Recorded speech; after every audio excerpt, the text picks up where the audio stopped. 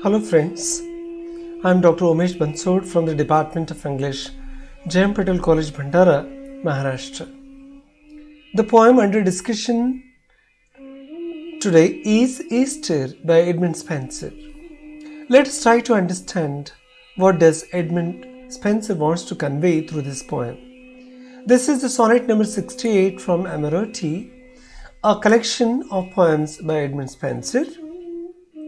Easter is the cheerful celebration which has great importance in the medieval England than Christmas.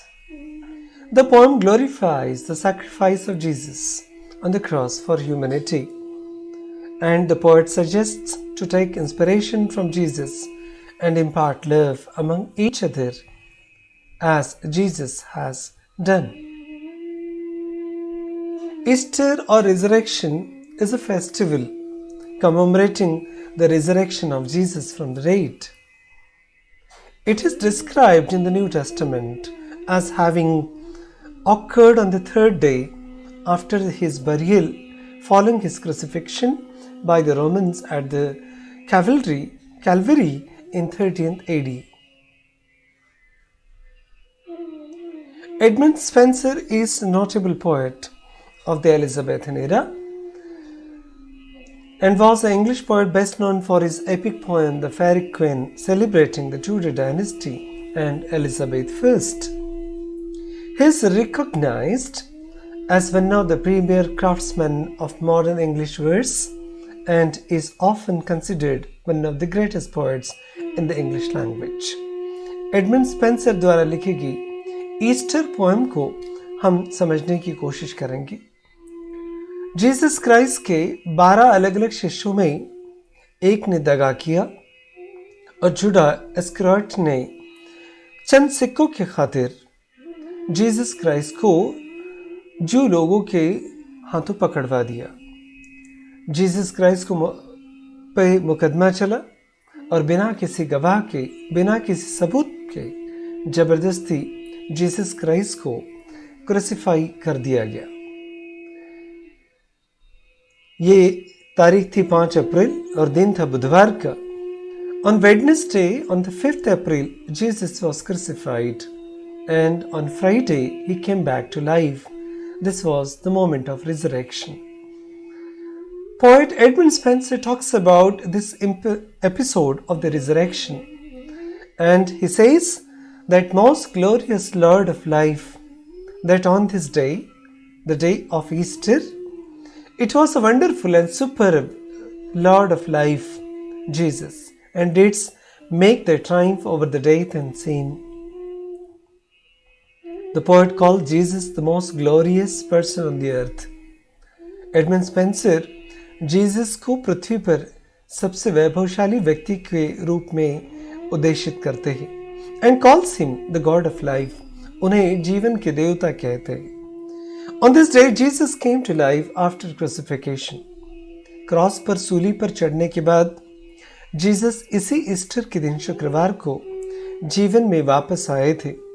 उनका पुनरुत्थान हुआ था। Thus won the death and sin because he died and came back to life. इस तरह से Jesus ने मौत को मात दी थी और सारे पापों के ऊपर विजय हासिल करके जीसस फिर से जीवन में वापस आए थे। इसी खुशी के मौके पर को ईस्टर कहते हैं। And having horrored hell, didst bring away, and after passing through all the painful experiences of the hell, captivity thence captive us to win.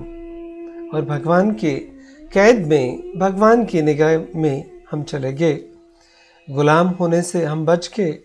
The poet says that Jesus passed through all the painful experiences while crucifixion and won the battle against hell. Jesus ने सूली पर चढ़ते हुए इंसानियत के खातिर और इंसानों के खातिर सारी तकलीफ़ें सहन की, और फिर इतनी सारी तकलीफ़ें सहन करने के बाद भगवान के ऊपर विश्वास था, इसलिए जीवन में वापस आ गए। His trust in God brought him away from the hell. नरक हार गया, स्वर्ग की जीत हुई, and now we are in the captivity of the God as his captive. और भगवान की सुरक्षा में सारी मनुष्य जाति पहुंच गई। We all have one with the one of Jesus. Jesus की एक जीत ने सारे मनुष्य की जीत सम्मिलित है, इसलिए जीसस के इसी जीत ने स्वर्ग के द्वार खोल दिए और सारे लोगों को नरक से बचा लिया। The joyous day, dear Lord, with the joy begin, and grant that we, for whom thou didst die.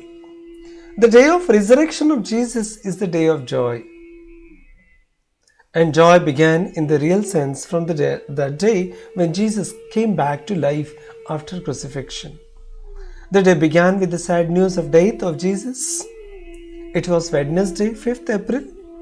बुधवार के दिन जीसस के मौत से, जीसस के क्रूसिफिक्शन से जिधर उधर मातम छाया था, ये बहुत सदमे वाली रात थी, सदमे वाला दिन था। और शुक्रवार को जब जीसस जिंदगी में वापस आए, तब सारी खुशियों की लहर दौड़ गई, and ended in the day of joy of his arrival. He died and spared his life to many. He died for others.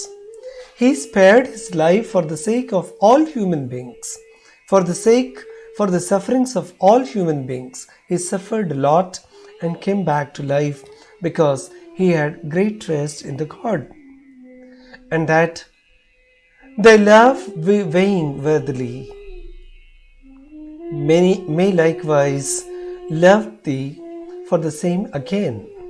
Therefore, the poet gives importance to the love of Jesus and expects that all will love each other in the same manner. Jesus ने जिस प्रकार से मनुष्य की जाति के ऊपर प्रेम किया, कवि यही कहते हैं कि जीसस ने क्रूसिफिक्शन करके सूली पर चढ़कर इंसानों के लिए अपनी जान दे दी। कितना प्यार करते थे जीसस सभी से। क्यों न जीसस से प्रेरणा ली जाए, और जीसस जिस तरीके से प्रेम करते हैं उसी प्रकार से हम एक दूसरे को प्रेम करें। Being with the dear blood clean washed from sin, may live forever in felicity. Jesus ने अपनी जान दे दी। Jesus sacrificed his life for others, and thus his blood washed the sins of others. और इस तरीके से जीसस के खून ने औरों के पापों को धो दिया। He gave his life so that other may live here happily. Jesus ने अपनी जान हंसते हंसते सूली पर दे दी, दुश्मनों के लिए भी माफी मांगी, ताकि सभी लोग इस दुनिया में चैन से और खुशी से रह सके। And for thy sake, that all like dears didst buy, with love may one another entertain. Therefore, all for your sake should love each other. शायद जीसस आपके लिए कम से कम सभी लोग एक दूसरे से प्यार करें, प्रेम करें। As God has given the gift of love to all, जैसे भगवान ने हमें प्रेम का गिफ्ट दिया है सभी को, every person should give the gift of love to others. इसलिए सभी का ये कर्तव्य है कि उन्होंने भी सभी को प्यार का गिफ्ट देना चाहिए। So let us love dear love like as we ought. जैसे हमने सभी ने एक दूसरे से करना चाहिए, वैसे ही चलो हम प्यार करते हैं। Love is the lesson which the Lord has taught. The poet says that let us do likewise, and he asks his lover to love one another as the God loves us. This is the lesson of the love the God has taught us all.